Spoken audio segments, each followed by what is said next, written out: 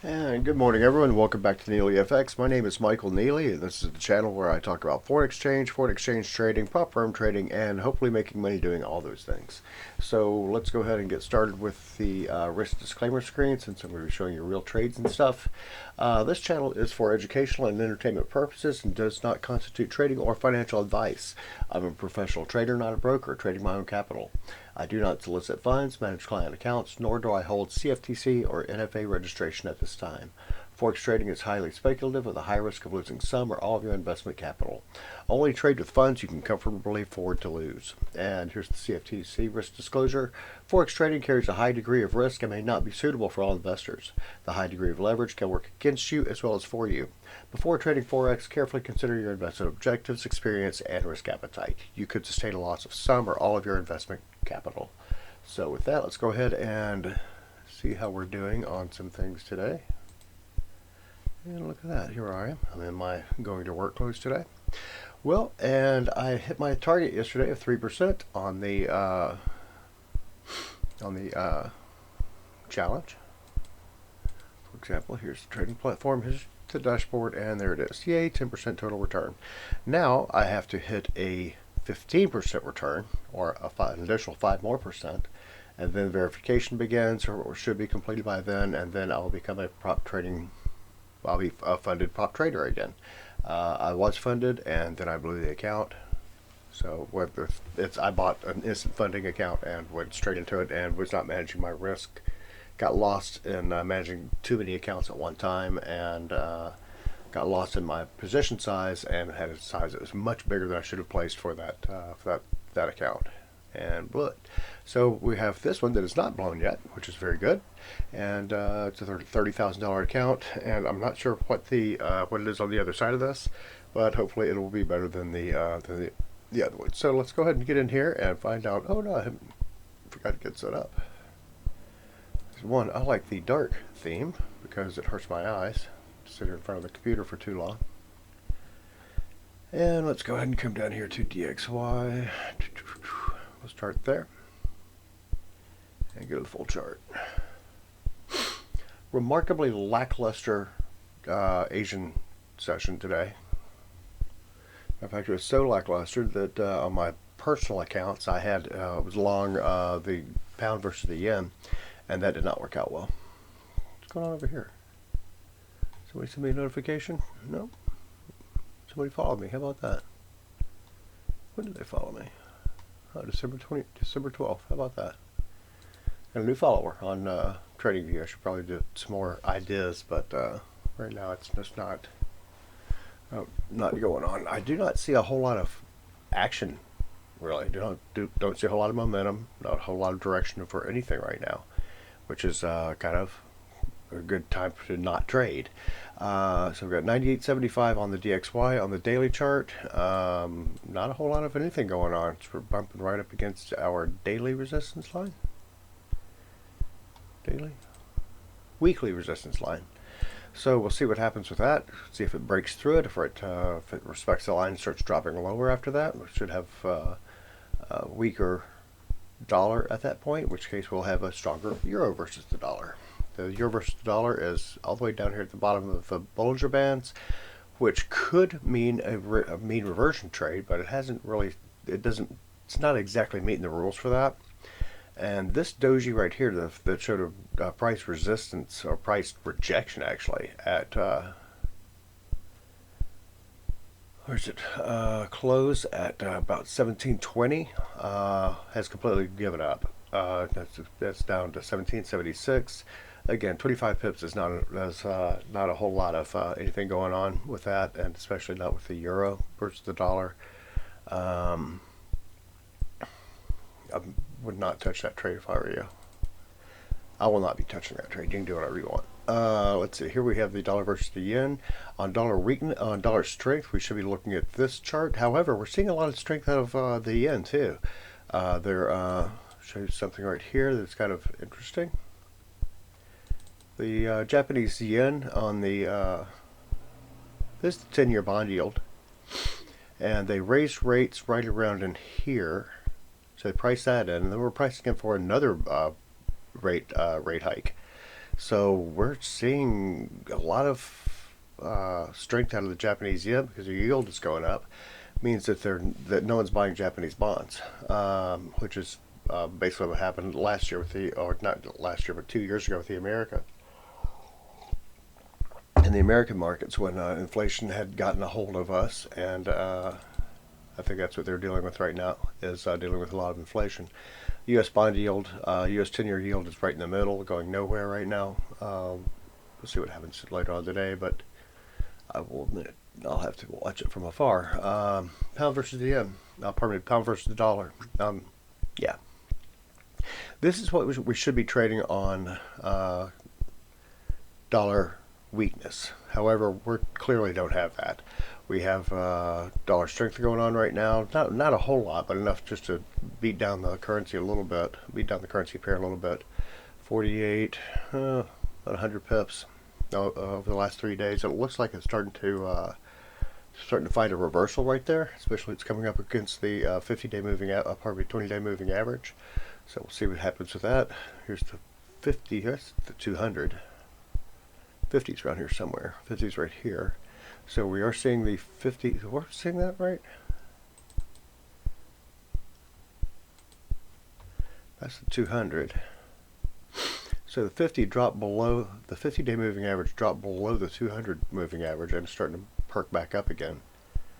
So we could be time to watch that again. That's the turning point right there. And we should see another turning point right in here somewhere, but still too far away for us to see exactly, for me to see exactly where it would be. Pound versus the yen. This is the one that's a thorn in my side. It's always a thorn in my side. Let's see. It's kind of fell apart last night. It's starting to find support here right on our weekly support line. My daily resistance line. The resistance turned to support since it got above it. So we'll see what happens with that. I'm still very leery of it. I got down to 31. Great. My stop loss was set at 35. If I take it out to 25, that trade would still be in action and would not be doing too badly right now. Still be doing badly, but not too badly. So I've basically set my stop loss right at a turnaround point. Oh well. Let's see. Still alive and kicking, so not a big deal. Euro versus the yen. Looks like it might be trying to form a little doji right there. A little doji action would be nice. Entry point about 183.8. All-time high of right here, 185, or basically close to 185 proper. So we've got about 100.5 pips in there that we could possibly get into if I wanted to go with that one. Should be able to see the same thing here, but I don't see it yet. Let's go to the 4-hour real quick, see if we can see an entry point on here. And a little bit, but I don't see it over the previous candle. So 91 would be my possible entry. But then I don't like that resistance right there on that candle. It's literally the starting point for that candle, which basically was the starting point for all this. So could get in at 210.88. Might be a good ways to go. We're starting to see RSI pick up a little bit, and starting to see MACD. It's still early in the trade, but so I definitely set a buy stop at around 21.88, 21.91, so we're right in there. I don't like coming in underneath right underneath a psychological level of 211, so I'm gonna hold off on that. I think. Maybe do it a little later. Who knows? Dollar versus the yen. This is a trade that I'm actively involved in right now. I got into it early, and then we're getting a solid price rejection right here at 188.80. So it's coming back down again. Not a big fan of that. So I'll probably be getting out of that trade. See what it's doing on the other screen. And it is. Yeah, let's go and get out of that one. just doing the inverse of what is going on with the pound versus the yen. 68, I'm in at 63, yeah. Let me get out of that one. And then we'll go ahead and pull this over here into my other personal account and get out of that one too.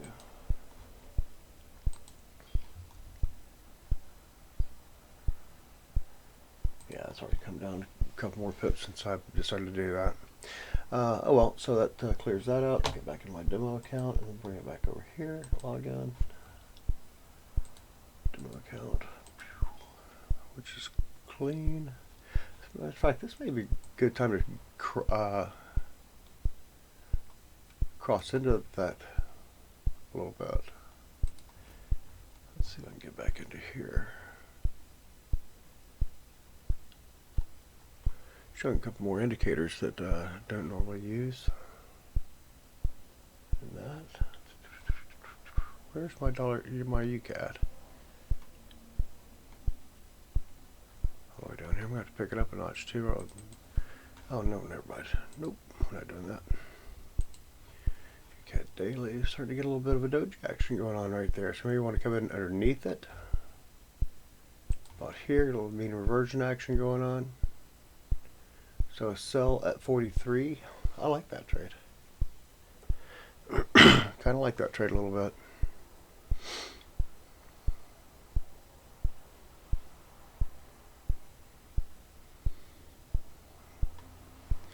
So I'm not sure where the range is on this FIBOs, but that looks like it might be a decent little trade. Come in about 43, which put it about here.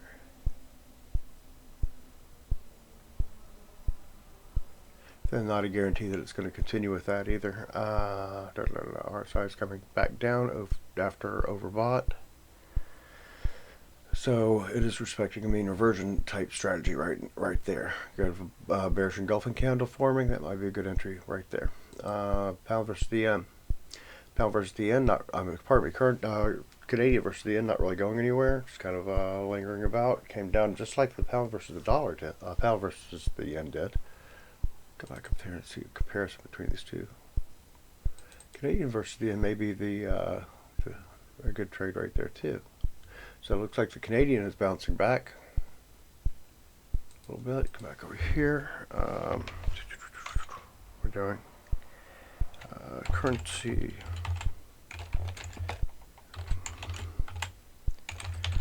Strength meter. And one thing I don't have set up is the Canadian yield, bond yields. Got it. Cool. Nice. Holla. Sweet. Okay. And the Canadian is right there.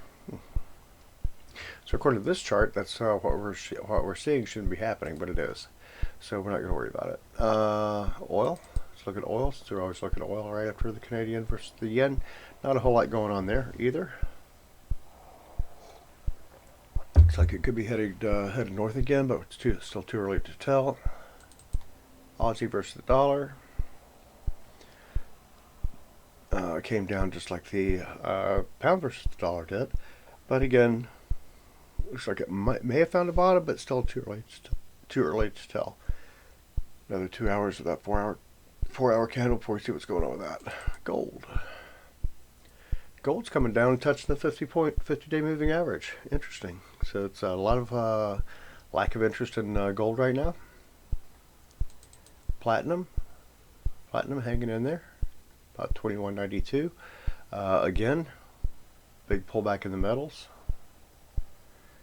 and another 4% shed on silver. This box right here is a great big resistance area. You'll see how it does with this. Again, you don't want to buy into resistance because I'm not sure how much this resistance is going to go down, and there's a big spread in that on silver. So this looks like it's got a long ways to go down. Probably this 2025 close will be the turning point. If it crosses below the 71.60 or 70 point, then we could see a larger downturn, and that could be extremely bearish. because it's to mimic what we saw in 1979, 1980, where price of gold and silver went up to 800 an ounce in gold and 41 in silver, if I remember correctly, and they came all the way back down quickly. So, which is fine since I love silver anyway, but may not be the right trade for today. But at any rate, that's what I've got today. I'm not sure what trade I'm going to be taking, if any, today. I've got too much to risk and not a whole lot to gain. That's what I see right now. So days like this, you don't trade. The only thing I might be looking at is the euro versus the yen right there. Pretty solid price rejection right there, so never mind. Just cross that off my list. Entry point is not clear on the euro versus the yen, so I'm not going to be getting into that. Get back to this and get back into the dailies, and we'll see what's going on. Although that is saying we might have a doji forming right there, but we've got another 10 hours to go and no data coming out, so we'll see what happens with that. You guys have a great one. If you like this video, then hit the thumbs up. If you want to see more of these videos, then subscribe to the channel. And if you have any comments, feel free to comment in the comment section below, and I'll get back to you as soon as I can.